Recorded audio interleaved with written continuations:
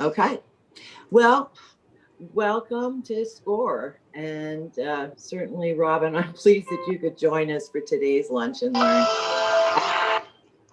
Hello, on the subject of online inclusion. I'm Wendy Hamilton. I'm the Director of Client Engagement for our Piedmont SCORE chapter, and I'm usually the first point of contact for all our clients. SCORE, as you might know, is the nation's largest network of volunteer expert business mentors and is dedicated to helping small businesses get off the ground, grow, and achieve their goals. Since 1964, we've provided education and mentorship for more than 11 million entrepreneurs nationwide. We're a 501c3 nonprofit organization and a resource partner of the U.S. Small Business Administration, that's the SBA. Thanks to the support of the SBA and because of the contributions of more than 10,000 dedicated volunteers, we're able to deliver most of our offerings at no cost, like today's Lunch and Learn. SCORE provides a wide range of services to established and budding entrepreneurs alike. And if you are in need of our mentors or our extensive library of resources or a list of our upcoming workshops, please go to piedmontscore.org. So a few housekeeping items before we start. We're going to ask you to use the Q&A feature for your questions. We'll try to answer them as we go throughout the presentation, but there will be time at the end. We have a hard stop at 12:45. Eat your lunch, don't worry. We can put you on mute.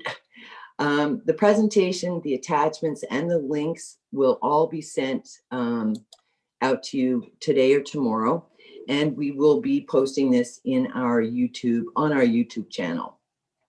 So now, I'm pleased to introduce you to our speaker today, Rachel Kaplan. She's founder of Kintsugi Consulting, LLC, with a focus on providing training and consultation related to disability inclusion, education, accessibility, and representation.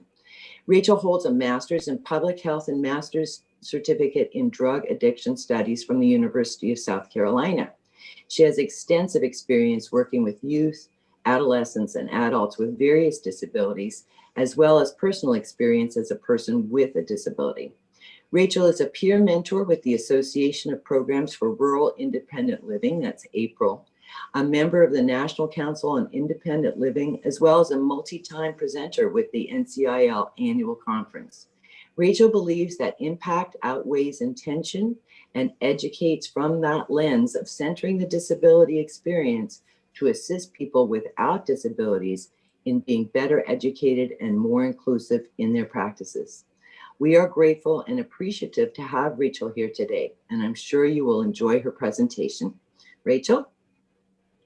Okay, thank you so much, Wendy, for that introduction. And Fred and Robin, thank you for being here. I'm excited that we can talk about this content. So today we're just going to talk about inclusion online and figuring out if your digital marketing is disability friendly. So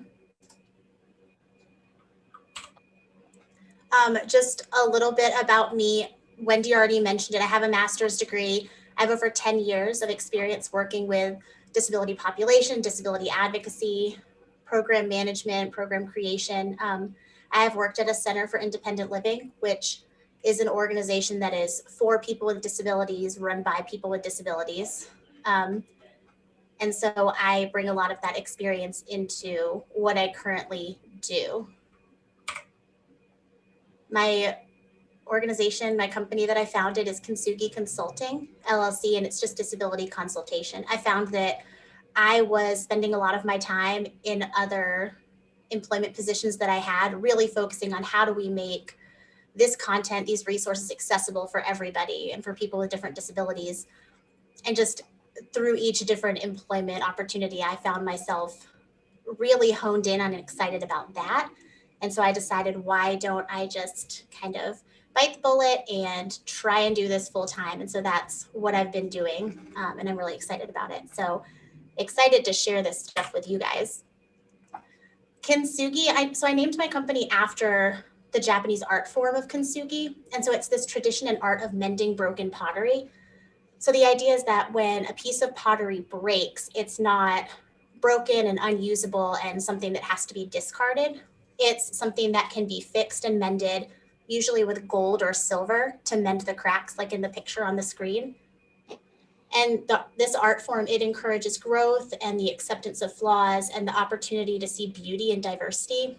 And that's what I feel like my services bring to the table, is that organizations, they may have these gaps of knowledge or of accessibility or of inclusion for people with disabilities. And what I like to do is provide that education and those resources and that assistance so that an organization can become stronger and it can be more inclusive for a marginalized population that oftentimes gets overlooked.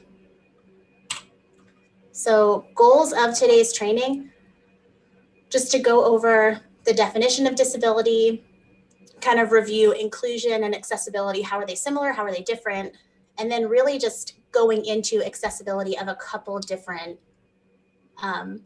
marketing platforms. These aren't all of the different platforms that can be used, but these tend to be the big ones that I see. So we're going to look at Instagram, at YouTube, at Facebook. And the skills that we'll talk about translates for Facebook posts and Facebook ads. And then we're going to go through a Word document and learn how to do an accessibility check and go through the process of making some accessibility changes. And the skills that we talk about for that can translate between Word and Publisher. And I just want to make that clear so you know that all the things we talk about in Word, you can also do in a Publisher document. So disability, as defined by the Americans with Disabilities Act, which was a law passed in 1990, which really identified what disability means, and it gave people with disability the civil rights that they have currently. ADA defines disability as a mental or physical impairment that substantially limits or impacts one or more major life activity that impacts daily living. So essentially, if somebody needs help with at least one thing in their day-to-day, that can be considered a disability. And there are a lot of different disability types. And depending on the person, the organization, the services that are being provided, the definition or the qualifications for having a disability can look different. But typically you self-identify if you have a disability. You may have been given a diagnosis by a doctor, or a parent may tell a child. It kind of depends. But it's somebody who needs some assistance in their day-to-day life in at least one or more ways. So the ADA doesn't specifically list out all the different impairments that fall under the disability category. However, some of the categories that I've often seen, the way that it's been broken down is there are physical disabilities, there are chronic health conditions, there are emotional disabilities, mental health disabilities, intellectual and developmental. Sometimes a disability can be identified as intellectual and developmental. Developmental is typically when somebody's diagnosed at a very young age. There are visual disabilities and there are auditory hearing disabilities. And I just want to highlight all the different types and the different categorizations that you might see, because it really showcases that there are, some of these are visible disabilities, so ones that you can see by looking at somebody, by interacting with them, and other disabilities are invisible. And so you wouldn't know unless somebody disclosed that to you. And I think that's really important to note, because typically when we think of people with disabilities in our community, we're thinking of the visible disabilities and the people that they don't have a choice whether they disclose that or not, because you can tell. Before we start really delving into the accessibility, I really want to talk about disability in the United States and disability in South Carolina. So I'm sure that you all have heard of different disability types. You might know somebody who has a disability. You might have a disability. And what you do for your organization, your business, you might think they can access my services and it's fine. So why does this matter? Why should I know more about it? And it's just because everybody is different. We could all have the exact same disability and we're going to need different accommodations.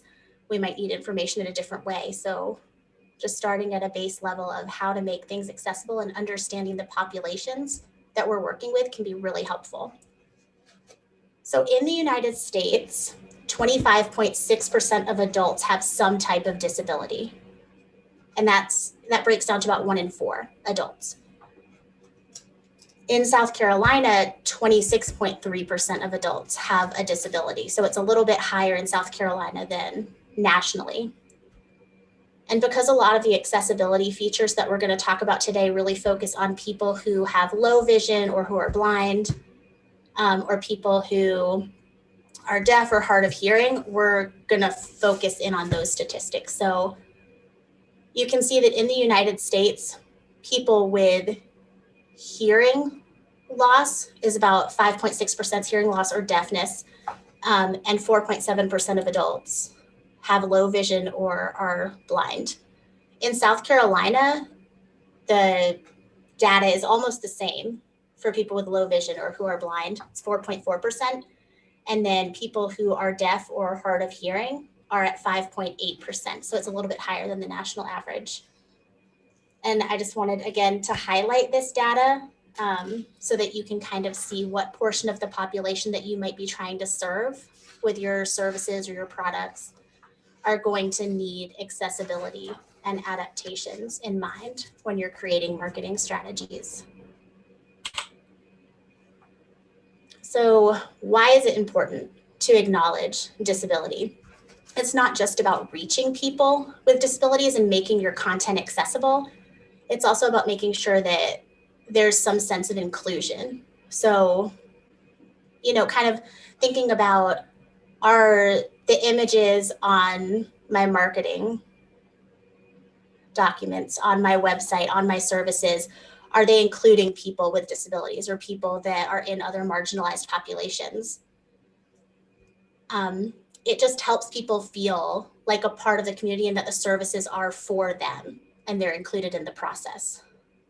So making sure that we're acknowledging disability promotes inclusion, it promotes accessibility, so it ensures that people can get the resources that you're providing, get access to any of the opportunities that you're putting out there in your marketing. And it ensures that members of your community are being reached who might otherwise feel left out or be left out, even if it's unintentional. So really today is just figuring out how can we be as inclusive and accessible as possible so that people in the community who have a disability feel like they can access your services and that those services are meant for them as well. And this place is focused on representation. If people feel like this is a space where they're included and thought of, they're more likely to utilize your products or your resources and keep you in mind. So accessibility versus inclusivity. Accessibility aims to create products that are usable by people with disabilities. So it's very focused on, if there is someone in your community with a disability, how do we ensure that the products being created and that are available are usable?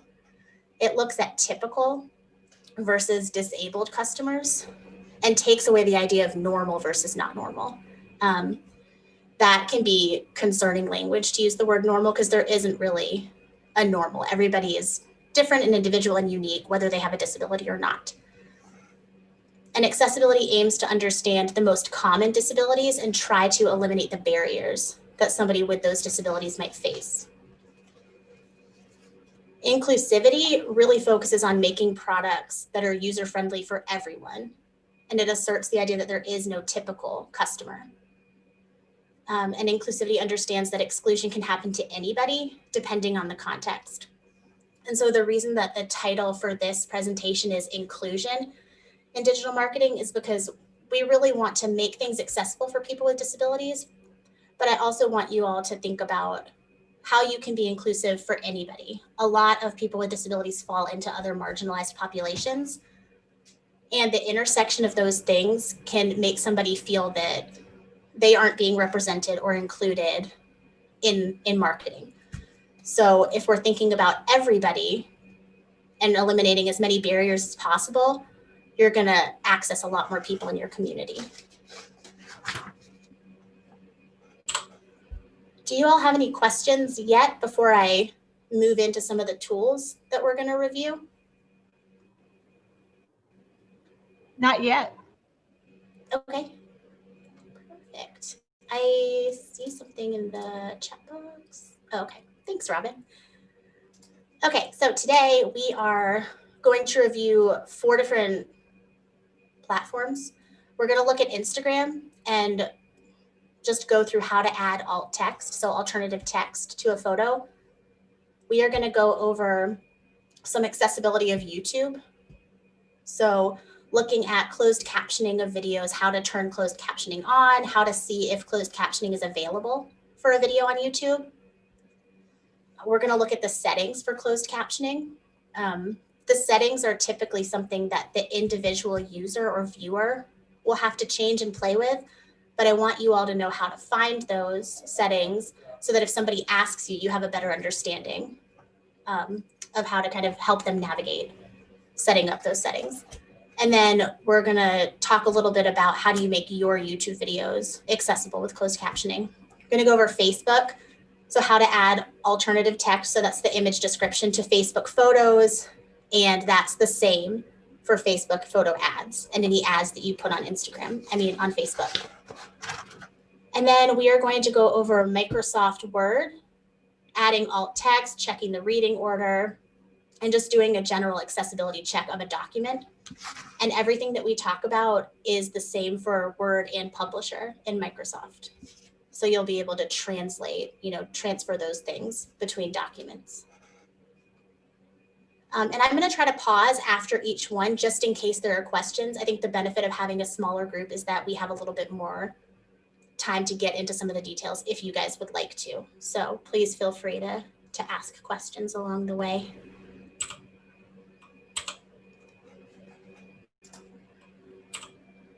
Okay, so Instagram.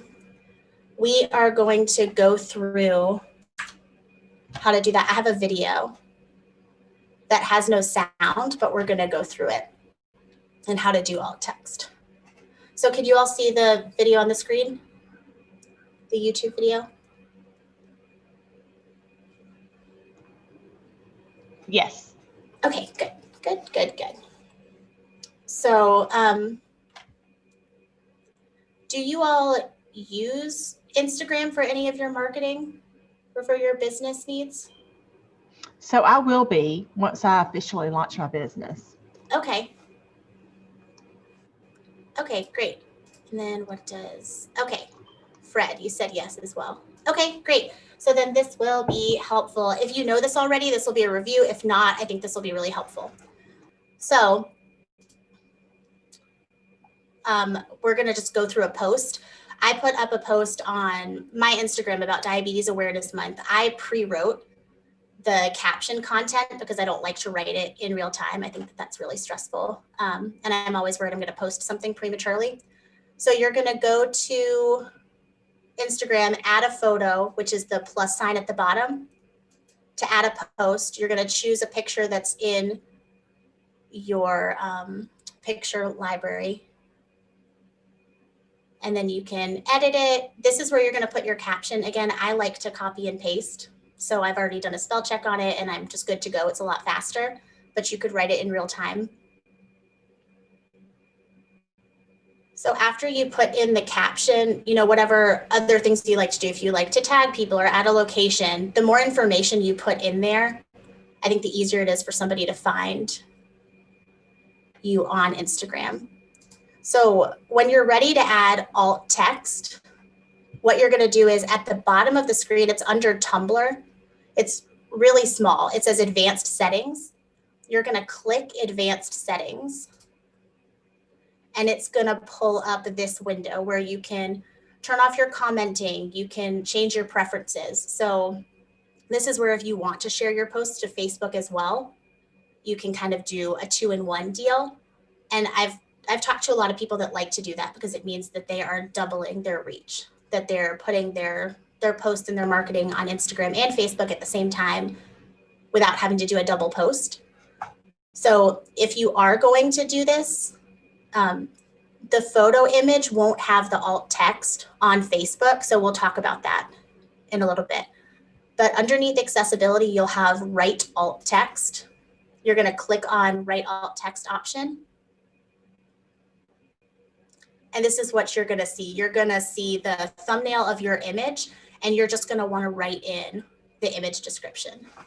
And I think the most important tips that I can give you all for writing this in and what you're writing is to think about if you were describing something over the phone to somebody and they can't see what you're talking about, is the description and the detail enough to really have them capture the image that you're looking at?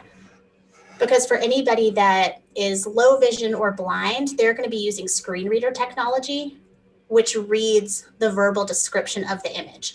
So what you write in is what their screen reader technology will read out to them. And that's basically in place of being able to see the photo themselves. So just think about as much detail as you think there needs to be to get that across. So I wrote two friends. The one on the left is me. The one on the right is Jessie. We're standing together, smiling at the camera. The image is from the waist up. I'm wearing a purple strapless dress, and Jessie is wearing a black spaghetti strap dress.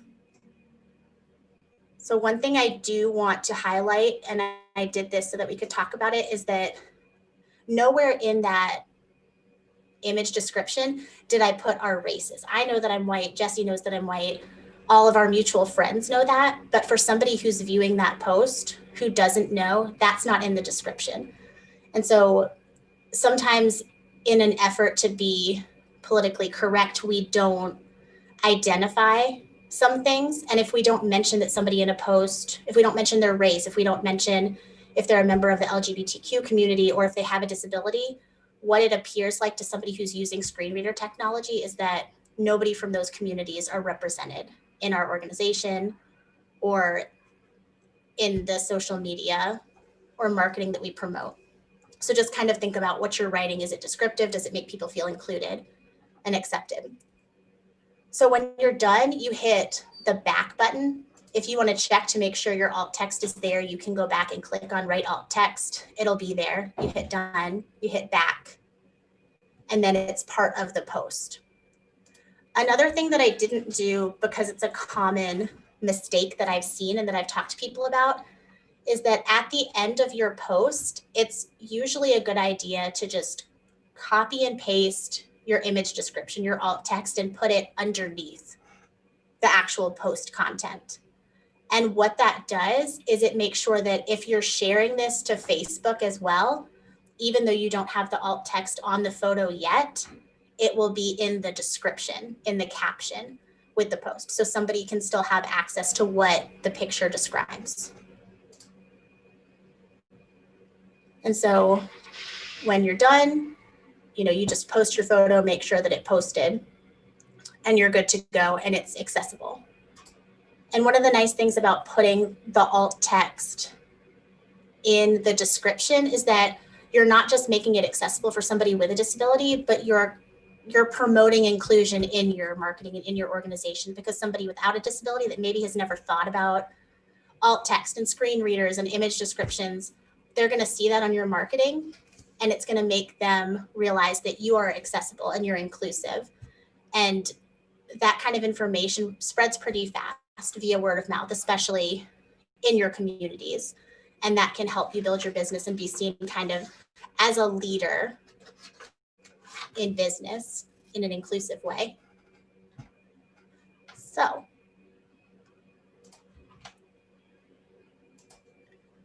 do you guys have any questions about Instagram at this point? So Rachel, this is Robin. I have a question. When you're using it in the description itself, how do you note that it is part of your alt text description? Do you put it in parentheses? Do you say that this is alt text? Is there something you do to highlight that this is, alternative text or description of the photo? Yeah, that's a really, really good question. So what I have seen a lot of other people do are either put symbols, because if you hit enter on Instagram, it doesn't always save the space. So if you hit enter and then put a bunch of dashes or a bunch of stars or some emojis and then hit enter again, that creates almost like a page break where it separates out the text. And then I either write alt text or image description. And then underneath it, I'll put the image description. Gotcha. Okay. So you can do it. Yeah, you can do it that way. That's what I've seen the most, is that it's a little bit easier, because when it's a huge chunk of text, it looks even bigger on a phone because the phones are smaller and the text runs so long. So that would be my suggestion. So, all right. So we are going to talk about YouTube, and then we're going to go to Facebook, and I'll show you how to do the alt text on Facebook. So whether you're sharing to Facebook from Instagram or just sharing on Facebook, you'll still know how to make sure that you have the image descriptions and the alternative text on there. But first, we are going to talk about YouTube.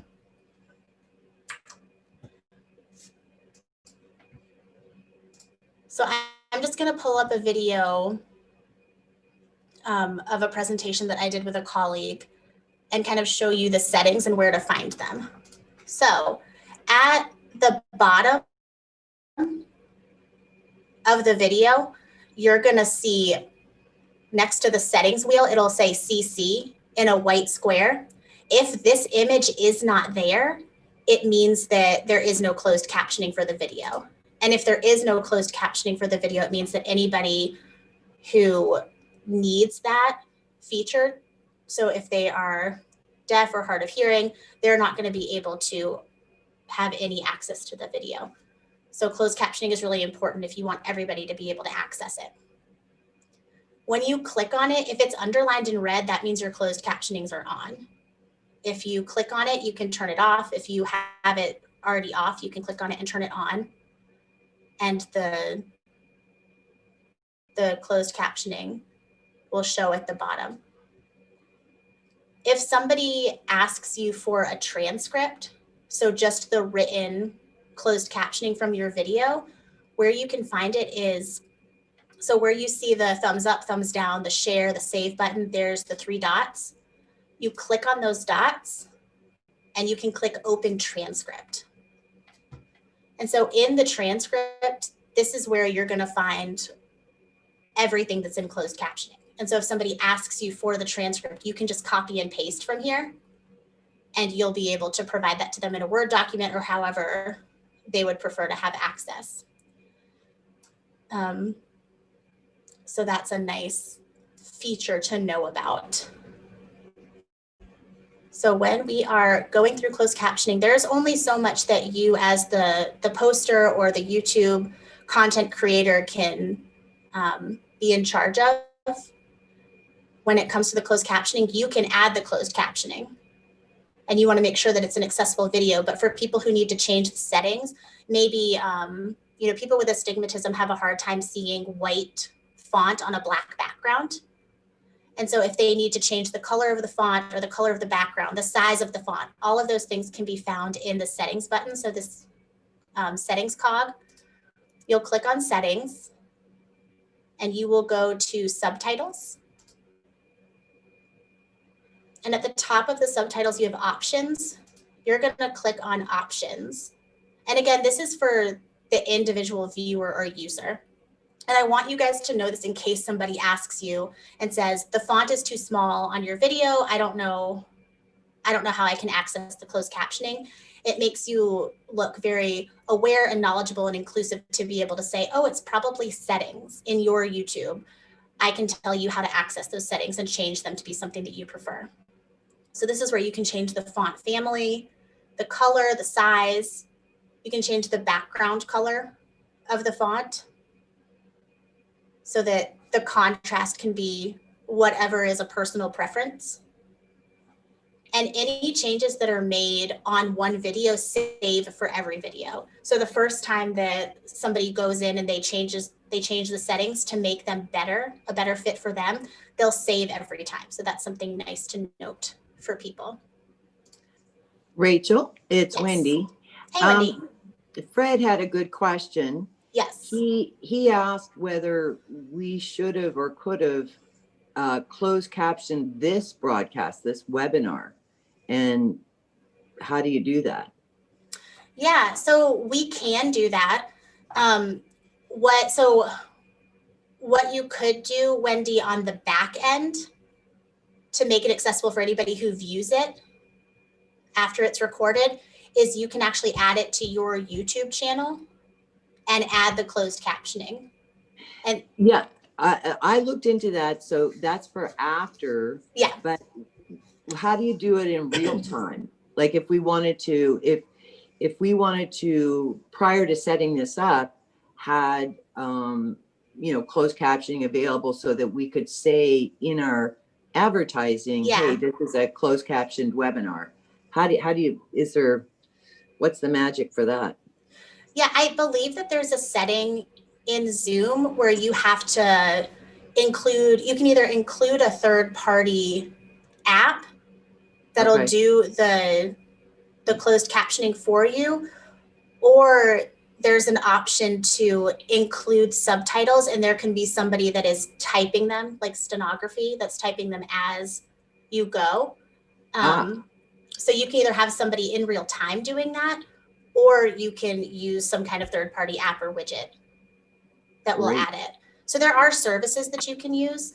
I don't know the breakdown of the costs on all of them. I know that it can be expensive depending on who you use and for how many people it's for and what kind of lead time you give somebody, but it is available. And that would be the same thing for if you wanted to have an American Sign Language and ASL interpreter for your presentations or for any kind of content that you're providing. You would need to contract with an organization. There's a really good organization in South Carolina that does ASL interpretation, and you work with them with their schedule. You hire them to do ASL during the presentation or during a conference. And then that can be something that when you edit a video or when you upload it, you can keep that window open. ASL is typically up in the top corner. Mm-hmm. And so anybody who uses ASL would be able to follow along if they didn't use closed captioning or they preferred ASL to closed captioning. That's a good question. Thank you. Yeah. So this is really talking about the settings of closed captioning. I know that everybody is in a different place on if they use YouTube or they have content, if they're ready to add closed captioning. And so I don't want to get too detailed in going into how to add closed captioning. I want to provide you with a resource. So we talked about these settings. The settings, by the way, for closed captioning are the same images that are on a phone versus a computer. The description, this is one thing that I wanted to mention. The description of the video that you can see that kind of gives you the context for the video, that is where I like to write in image descriptions. So on the video that we just watched about implicit bias, there are slides in the background because it's from a presentation. So everything that's written on the slide in the background isn't something that is being explicitly stated because it's being used as a reference and as a guide from a presentation. So I make sure to put what's on each slide, the content, what's written, so that somebody who's using the closed captioning and is either low vision or blind can still read the description of the video and get all of the content that's in there. So think of the description of the video section as your area for adding alternative text. For adding closed captioning to your YouTube video, on YouTube, they're called subtitles. So it's just nice to know that when you see add subtitles, they're talking about closed captioning. YouTube changed some of their settings and the way that you generate subtitles in 2020, but there is still an option to automatically generate them. It's just a little bit more difficult to find. And so there is this really great YouTube video by Neil Mossy. It was created about 3 months ago. It is very new. It takes all of the changes that YouTube has made into consideration, and he provides a step-by-step of how to create accessible YouTube videos with closed captioning. And so this is it's a resource that I've provided to Wendy that she can send to you all. And this just ensures that when you are ready to add closed captioning, whether you're adding it to a video that is already on your channel or whether you are going to create a channel and you want to add this when you upload a video, you have this step-by-step on how to do it. The nice thing is that the automatically generated subtitles, he teaches you how to go in and find the transcript, which is what we looked at earlier, so that you can just copy the transcript. You can add punctuation, correct spelling mistakes, and you can make sure that the subtitles flow the way that you want them to. Because the automatically generated subtitles, it's almost like one big block, one big sentence. And so if you need the nuance of punctuation, or your name is a little, it's more unique, so it's more difficult to spell, then you want to make sure that your name is spelled correctly, that your company and your branding is spelled correctly. And all of those things being written out correctly help somebody find you when they do a search. So making sure that you're as easy to find as possible, basically. Okay. I'm looking at the chat. Pamela, welcome.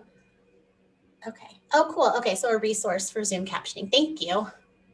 Do you all have any questions about YouTube right now? I don't want to go into the details step by step because everybody's at a different place with this and it can get very overwhelming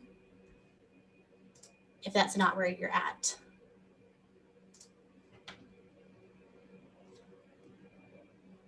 Okay, if you think of a question, let me know and we can go back.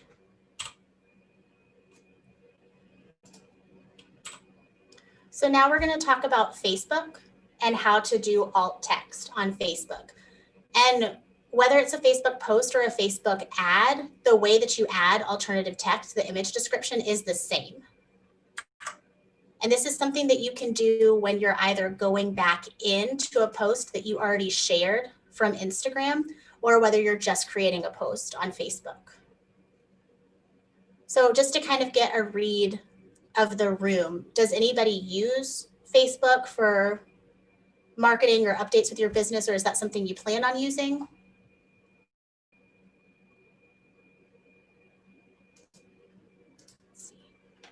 Okay, Robin, you will be. Okay. So for some, this is applicable. For some, it's not. That's okay. It's just nice to know how to make content accessible. It might not be something that you plan on using, but maybe you have a friend or a fellow entrepreneur who does want to utilize these.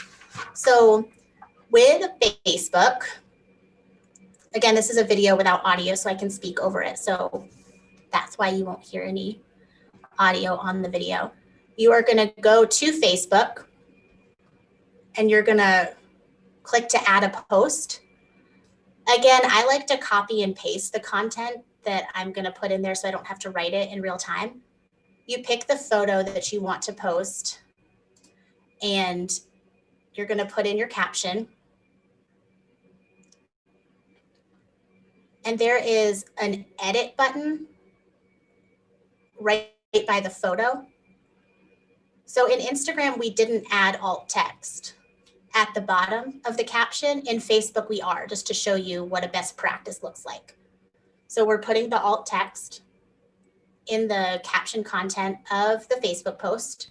And what we're going to do is just copy and paste that and add alt text to the photo. So again, screen reader technology, whether somebody uses it or not, they'll either be able to read the image description in the actual post, or they'll be able to use their screen reader technology to get an image description.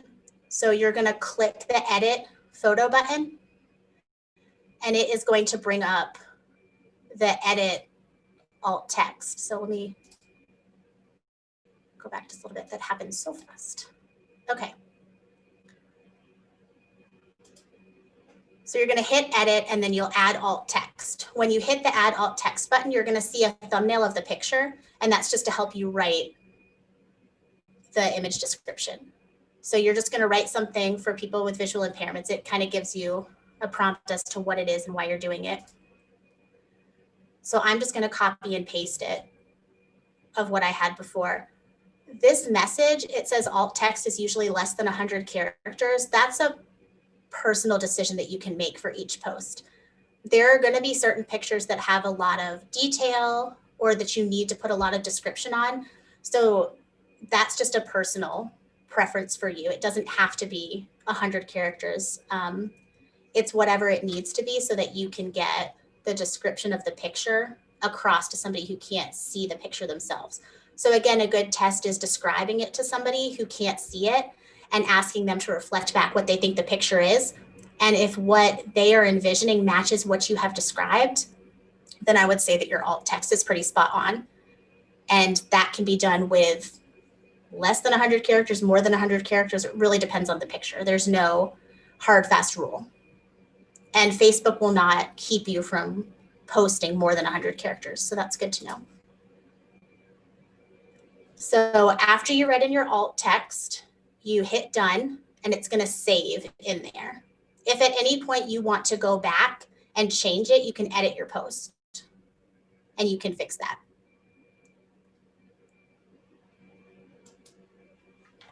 So are there any questions about Facebook at this point in time about adding the alt text?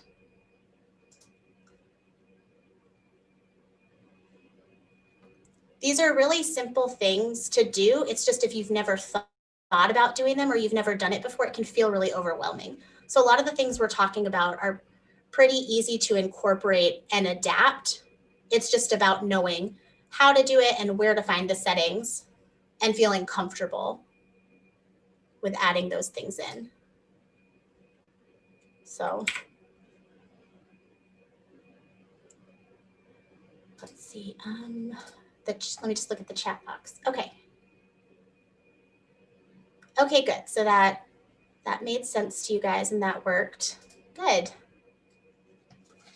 And for Facebook, I know that a lot of people have the phone app. So where to find the settings and the alt text, that is the same, whether you're using a computer or you're using a phone app. So it's very easy with consistency. And the reason why it's so easy to share a post from multiple formats between Facebook and Instagram and Tumblr is because I believe they're all owned by the same company. And so that's why they've incorporated the sharing between platforms and apps.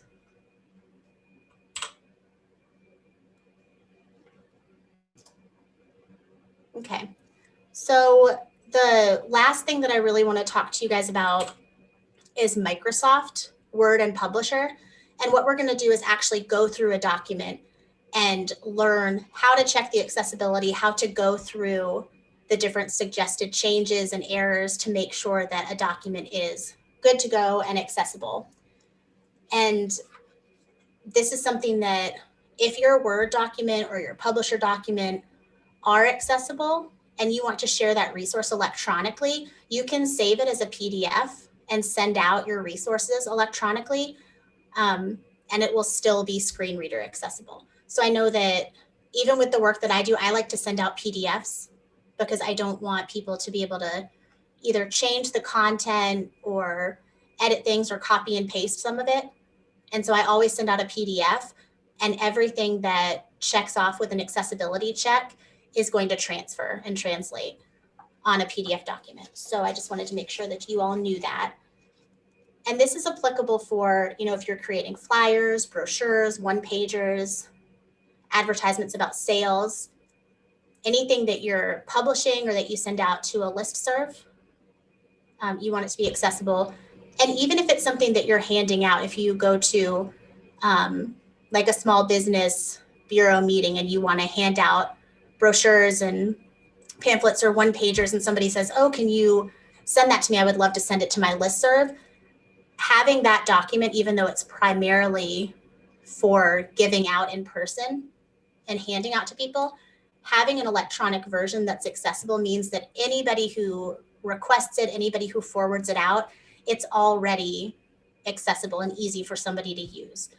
And so instead of having to go back and create an accessibility feature, if you just start at the baseline of creating an accessible document, you save yourself a lot of work.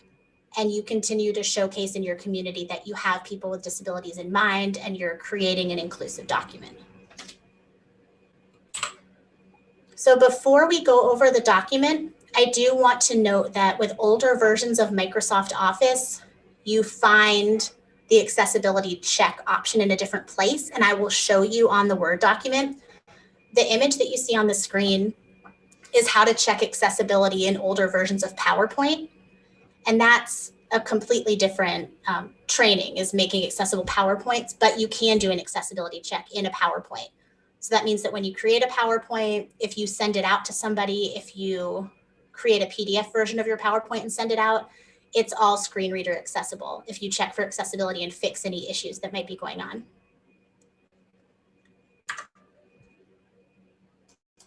So I'm going to pull up a document. If you have an older version of Microsoft Office, you're going to go to File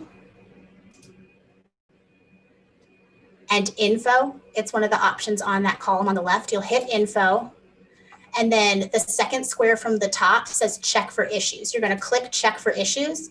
And that second option in the dropdown is Check Accessibility. And that's how you will find how to do an accessibility check. If you have the current version of Windows, then you can simply go in your taskbar at the top. You'll go to Review, Check Accessibility, and your accessibility check will pop up on the right-hand side. So this is a document that I created specifically so we could go through some accessibility check, and you can see the different things that might pop up and how to fix them. So we're just going to go through it together if that's all right with you all. So underneath the errors, you see that there's some missing alternative text. So we're going to go through that. There are some images or objects that are not in line. And what that means is that when a screen reader reads the document, it might be read out of order because all of the items aren't in line with the rest of the text or the content. And we want to fix that so that people get the information in the intended order that you've put it in there. There'll be some warnings about hard to read text contrast. And then under intelligent services, there'll be suggested alternative text. So this is an important distinction because some pictures that you post may have no alternative text, and that's where you're going to get the error where it says there's missing alternative text. With intelligent services, when there's an error of suggested alternative text, what that means is there's an automatically generated description in the image. Usually it's images that you pull from the internet or from like the clipboard or wherever you get stock images from. And that alternative text usually doesn't exactly describe the image. So you always want to go in and check and see if the description actually talks about the picture or the image in detail, the way that you need it to. So on this document, there's a border. Borders don't show up on the accessibility check. So that's not something that will be confusing or that you have to address for somebody who uses a screen reader. So we'll look at missing alternative text and it'll tell you what they are. And if you click on it, it'll highlight the item on the page. So you'll know exactly what it's referring to.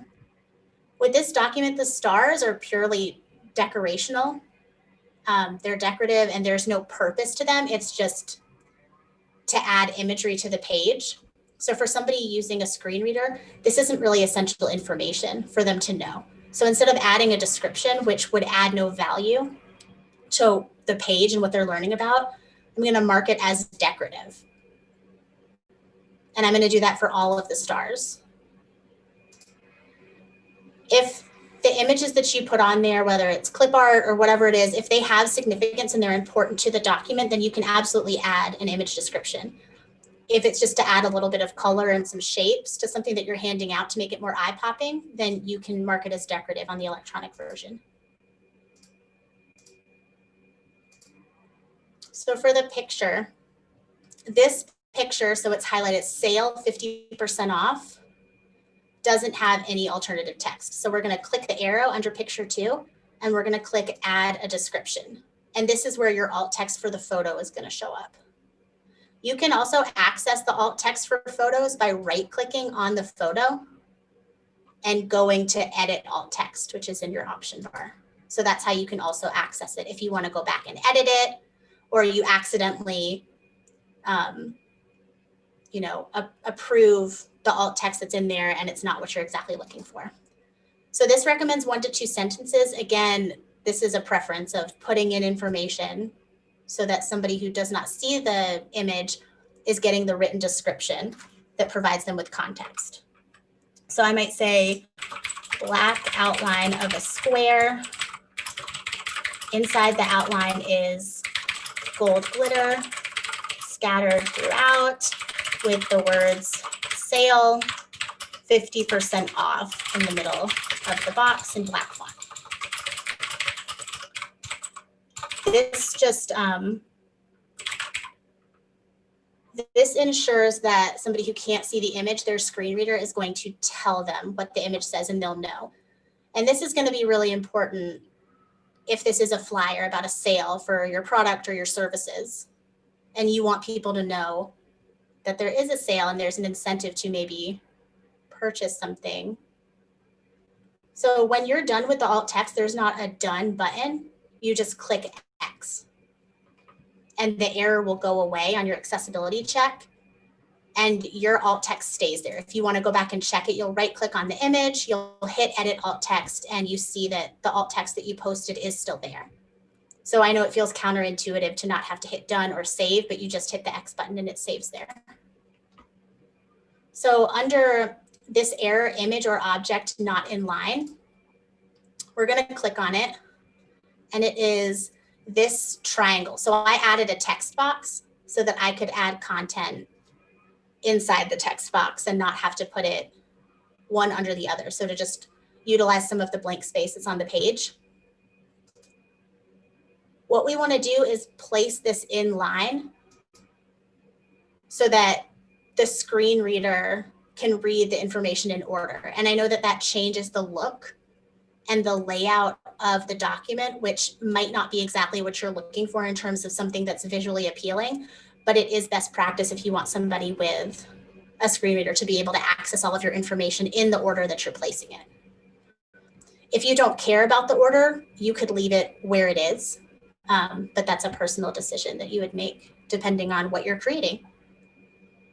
Under warnings, we have some things that are hard to read. So on the document, I have the words 50% off. So there's a sentence that says, what if you were promoting a 50% off sale for your products, whether they be services or tangible products, and you want to utilize an image? I highlighted 50% off, and I highlighted it in a color that makes it impossible to read the text and to read the font. And so the accessibility checker will pick up on that, and it will give you some recommended actions. And they'll suggest that you highlight in a different color. And you click on that and you can see that it's now much easier to read. It is readable versus being something that you couldn't read before. The text box that I created was a black background. And so you just can't see the contrast of dark on dark.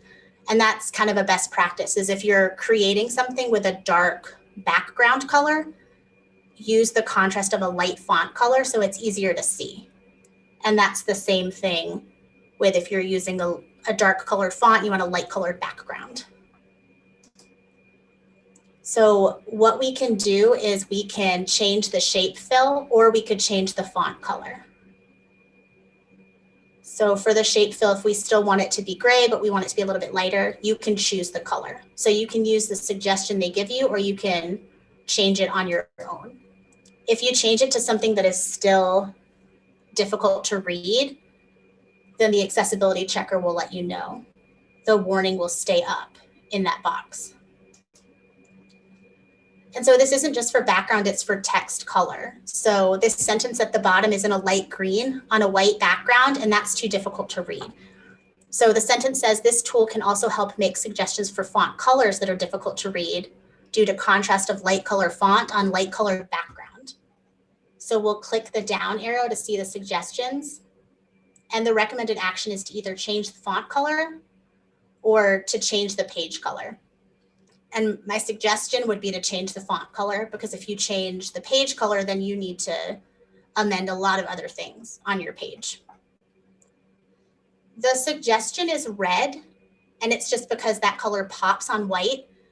But I do know that there are a high number of people with red-green color blindness, and it's more common in men. So if a lot of your target demographic population that uses your services, that uses your resources are men, you might want to think about the fact that if you use red, it could be a color that people can't see because of color blindness. So I'm going to use a different color. I'm going to use a blue, or I'll use a purple. And you can see that this is no longer an accessibility issue. And then we have a photo that has suggested alternative text. That means that there is some alt text, but it's not necessarily sufficient. So we're going to click on the picture, and we're going to go to verify the description. So if this description is sufficient, then you can leave it and it's fine. If you need more detail, then you would add that in. And it'll tell you when it's automatically generated, it will say description is automatically generated.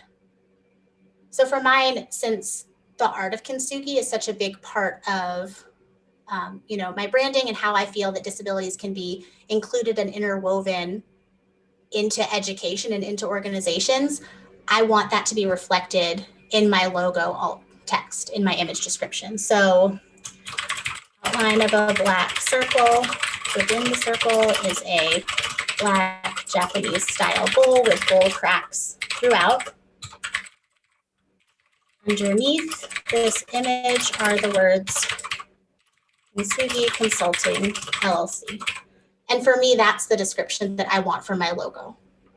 So when I'm done, again, I'll just hit the X, and that saves it. If you're if you're not sure, you want to double check, just right click on the image, go to edit alt text, and you can see that it's still there. And now you can see that in your accessibility checkbox, you're seeing that there are no accessibility issues found, that people with disabilities should not have difficulty reading your document. And so you know at this point that you can save it as a PDF and you can send it out electronically to anybody that might request it, or to be forwarded on a listserv, or to share the resource through your social media, through a website, whatever it is you want to do. One thing I do want to talk about that doesn't show up on an accessibility checklist are clickable links. So a best practice with clickable links for various disabilities are to make them descriptive. So I wrote here, want more information, click here. That clickable link is my website. But the words click here don't give enough information about what's going to happen when they click here. What are they clicking? What's it going to do? What's the expectation? And so for people with learning disabilities, with developmental disabilities, traumatic brain injury, anxiety, not knowing exactly what the expectation is can be very confusing. So if we want to change that, we are going to go up into the top toolbar, the taskbar, and go to insert. And we're going to click on link. And so you can see that in here where the link was already created, the address is my website address. The text to display is, we're just going to change it from click here to email me. And so when it says want more information with a clickable link that says email me, somebody will know, oh, if I click on this link, this is going to send me, or I'm sorry, we don't want email me, we want visit website. But if it's an email address that you're linking to, you do want to write email me. So we'll put in visit Kintsugi Consulting website. And then they'll know what they're clicking on. And when you save this as a PDF, if that's what you choose to do, that remains a clickable link in there. So that was a lot. What are your thoughts on that?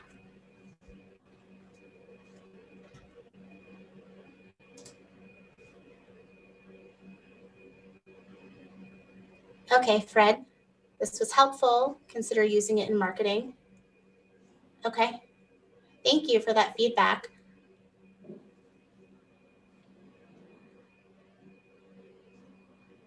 Anybody else want to share anything, or was this information you already knew? Is it new information that you weren't aware of?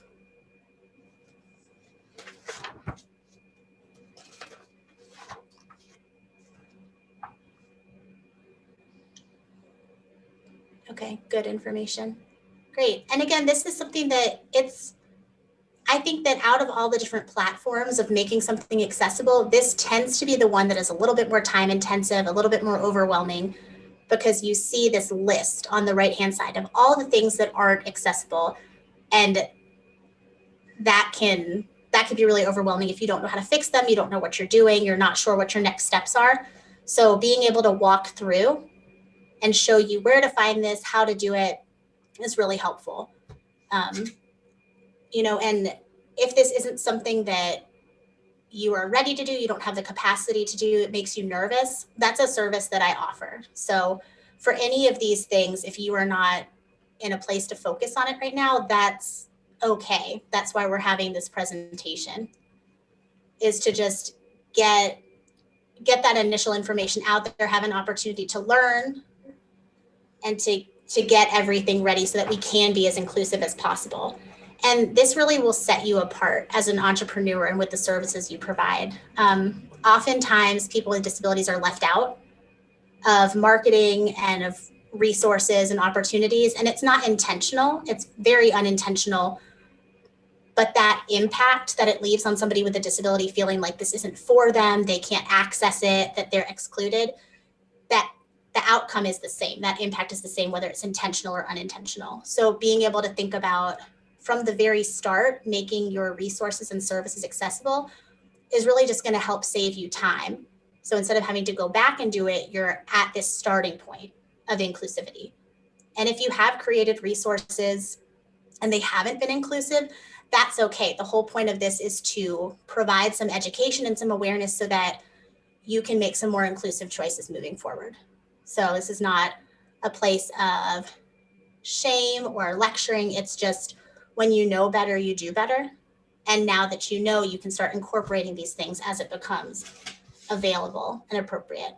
And if you're feeling overwhelmed, that's normal and that's expected. So if you are feeling overwhelmed, it's okay. And we'll work through it together. You'll have this resource to refer back to when you're ready to make things accessible. You have me as a resource. If you would like me to walk you through it, we can do a fee for service. Just kind of let me know what you need. And here is my contact information. And I'm going to roll it back over to Wendy. So Rachel, this is Robin. Can I ask a question before? Yeah, of course. Yeah. So going back to the publisher and Word design elements. So initially where you had the blocks of text and it looked like you were really trying to promote, an event.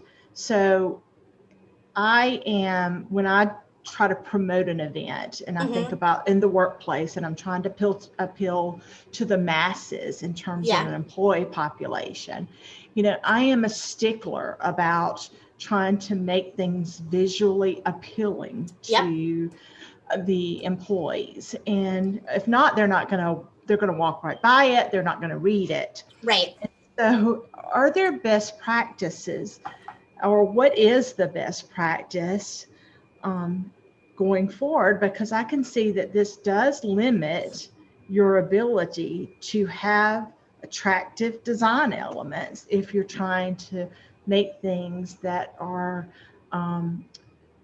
visually can be read easily. So is there a way that there could be a place that you click and says for a text-friendly version, or click here, or is there other options than making one standard document that anyone could read, even a screen reader could read? Yeah, there absolutely is. So I have a brochure for my organization, and it's a trifold brochure, and it's still very appealing. It has background colors and content, but it still checks off the accessibility checklist and everything is readable. So you can either make everything, check your accessibility checklist, or like you said, you can have 2 versions. And I think as long as you make it very easy for somebody to find both versions, or you send out both. So if you have a listserv of clients, potential clients, and you have a very dynamic, visually appealing one that doesn't necessarily hit all of the accessibility features, but this is the way it needs to be formatted to get the most views for people that are very visual learners, and you need to capture them in that way. You can absolutely do 2, and you can just send out both and say, for an accessible screen reader friendly version, please utilize this one, and have that in the title name so people know what they're opening. It really just depends on what your preference is. I would think, though, when we're talking best practice, making your document as accessible as possible is going to be the best option. And if it can't be fully accessible because of formatting, then having it very clearly listed where an accessible version is. If somebody has to ask for an accessible version, sometimes that can be the barrier between somebody getting the information or feeling comfortable asking for it and not utilizing your services or buying your products, or kind of engaging with your organization or business, if that makes sense. So That does make sense. Yes. Thank you. yeah, no problem. Rachel, thank you so much. This was a lot of information and really, really helpful. I'm going to ask all the participants just to take a minute to answer this poll. It's our evaluation, and it helps us improve our webinars. So I'm launching this poll now. Please just take a minute to vote on or to respond. And I will be sending out the presentation, the resources, and some of the links that our attendees posted in the chat. I'll send all that out at the latest tomorrow. We also will post this eventually on our YouTube channel. So if you wanted to review the entire presentation, that's where it'll be. Has everyone had a chance to, let's see if everybody's, okay. And I know that questions tend to come up after the fact, especially if this isn't the point you're at now, and a month or 2 months down the road, you are creating something and you're trying to refer back to figure out how to make it accessible. What are things you didn't think of then that you're thinking of now? If this presentation doesn't answer every question you have, you are more than welcome to contact me, because I want this to be useful for you all.